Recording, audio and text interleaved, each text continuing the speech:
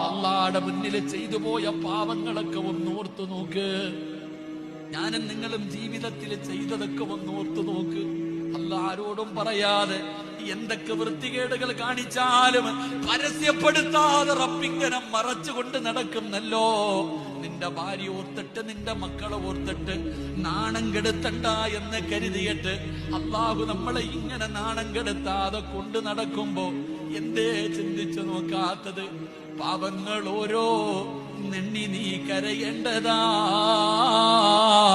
വിജനസ്ഥലം അതിനേറ്റവും പറ്റുന്നതാ. നീ ചെയ്ത തെറ്റിന്റെ ആഴമോർത്തിട്ടുണ്ടടാ നടി. നിറയട്ട മണ്ണാൽ നിന്റെ മുഴുവൻ തലമുടി. ഇത് കണ്ട് നിന്നോടലിവ് റബ്ബിന് തോന്നണം. പടിവാതിലൊഴിയാതെ വിടയും നീ കരയണേ.